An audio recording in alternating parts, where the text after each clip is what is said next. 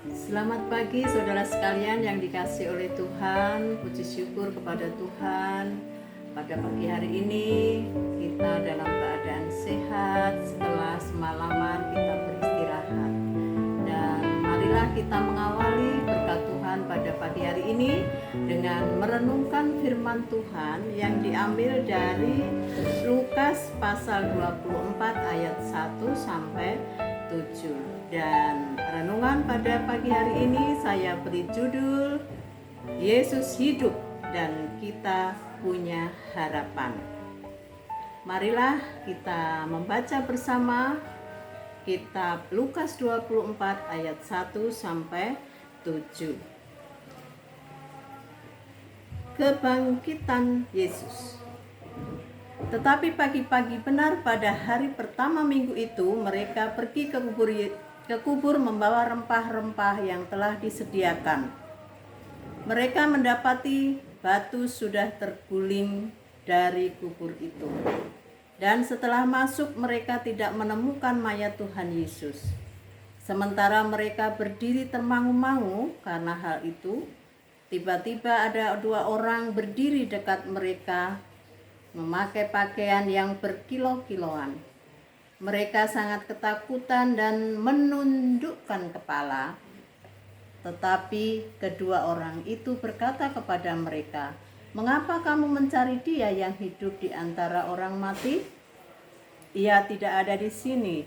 Ia telah bangkit. Ingatlah apa yang dikatakannya kepada kamu ketika Ia masih di Galilea, yaitu bahwa anak manusia harus diserahkan ke tangan orang-orang berdosa dan disalibkan dan akan bangkit pada hari yang ketiga."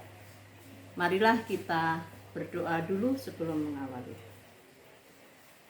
Tuhan Allah yang mengasihi kami, bersyukur karena pagi ini kami dalam keadaan sehat, dan sebelum melakukan aktivitas kami hendak merenungkan firman-Mu. Kiranya Tuhan memimpin kami dan memberikan pengertian bagi kami firman-Mu dapat kami pahami dan kami dapat merenungkannya.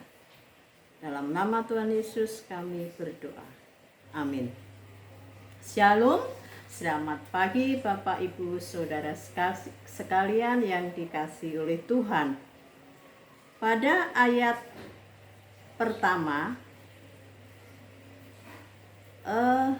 di sini melibatkan para perempuan, para perempuan yang berarti lebih dari satu, yaitu Maria Magdalena, Maria ibu Yakobus, Salome, dan Yohana.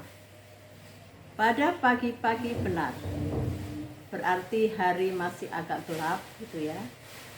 Nah, mereka sudah pergi ke kubur Yesus.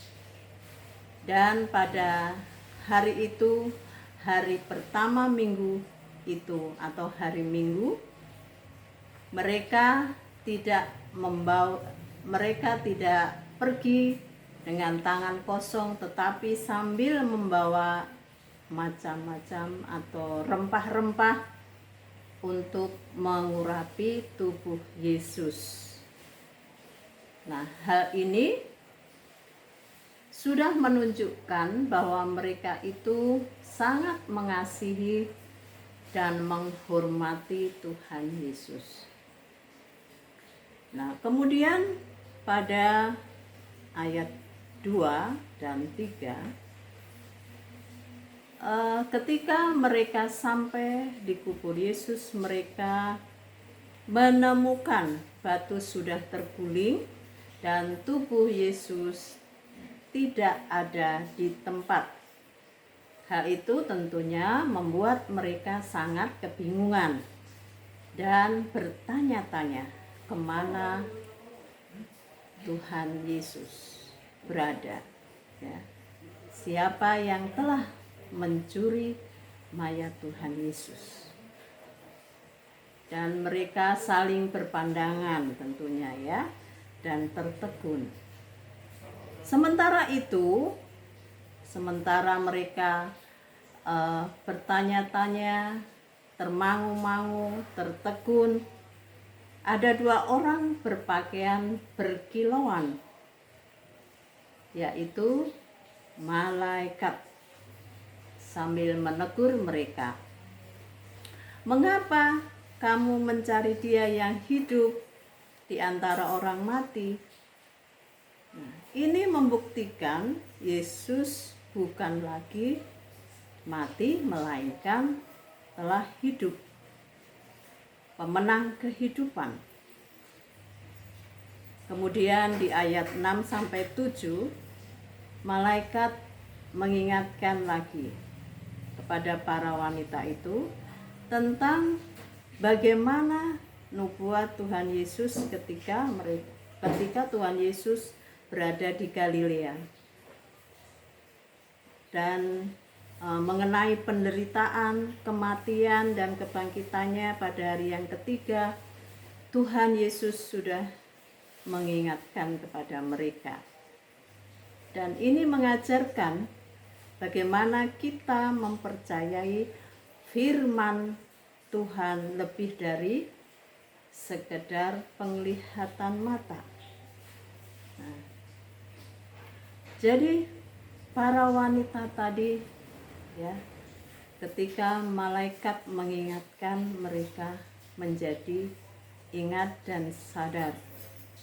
Mereka mengingat kembali bagaimana penderitaan Yesus Kristus, kemudian kematiannya, dan saat itu kebangkitannya.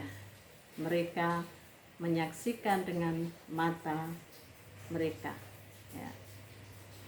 Nah, jadi keberadaan puasa sukacita dan pengabdian gereja mula-mula itu sudah diingatkan oleh Tuhan kepada mereka.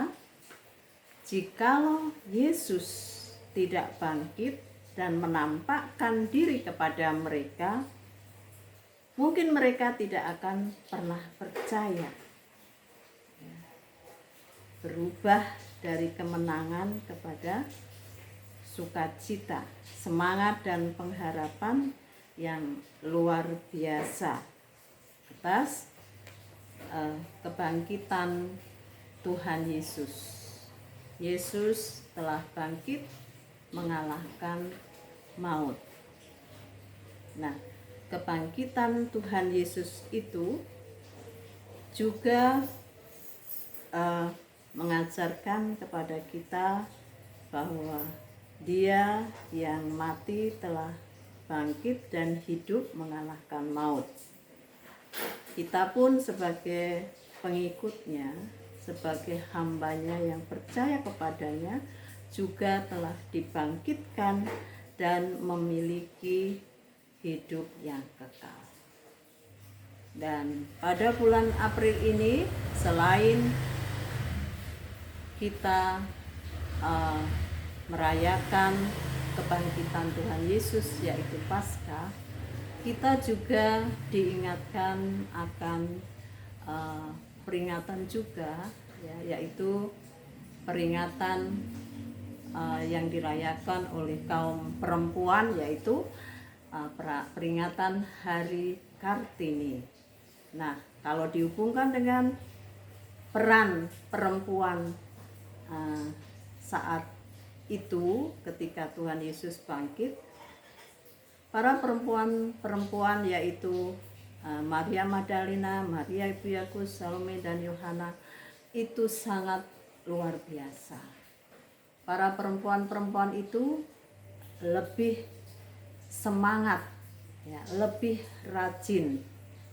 Pada pagi-pagi benar mereka sudah bangun dan mereka tentunya sudah mempersiapkan dirinya sejak malam hari sebelum pergi ke makam untuk apa yang dibawa pada hari Minggu, dan mereka bersemangat untuk berangkat bersama pagi-pagi dengan sambil membawa bermacam-macam rempah-rempah untuk mengurapi mayat Tuhan Yesus. Jadi saat itu perempuan-perempuan yang lebih dahulu datang ke makam Tuhan Yesus menandakan bahwa para perempuan-perempuan itu sungguh-sungguh mengasihi Tuhan Yesus. Ya, dan dari mereka lah murid-murid yang lain tahu juga dan ikut datang menyaksikan bahwa Tuhan Yesus, mayat Tuhan Yesus sudah tidak ada di dalam kubur, dan mereka percaya bahwa Tuhan Yesus telah bangkit. Ya, jadi kebangkitan kalau dihubungkan di masa sekarang ini sehubungan dengan peringatan Hari Kartini yang sebentar lagi kita merayakannya, memperingatinya, bahwa kita juga harus bersemangat, ya, bahwa ada pejuang perempuan yang menjadi pelopor kemajuan para wanita, dan sekarang ini sudah terbukti bahwa perempuan dan laki-laki itu setingkat, setara, dan mereka para perempuan itu juga boleh maju seperti kaum laki-laki. Ya, jadi kalau dihubungkan dengan perayaan Hari Kartini, hubungannya dengan para perempuan-perempuan yang melihat kubur Yesus telah kosong, dan merekalah yang mengetahui Tuhan Yesus telah bangkit. Demikianlah firman Tuhan pada pagi hari ini, kiranya mengajarkan kepada kita bahwa dengan kebangkitan Kristus kita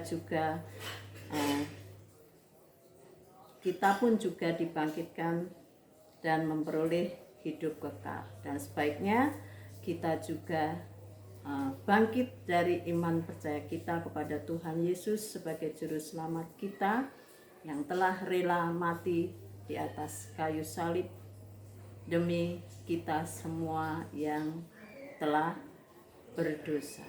Mari kita berdoa.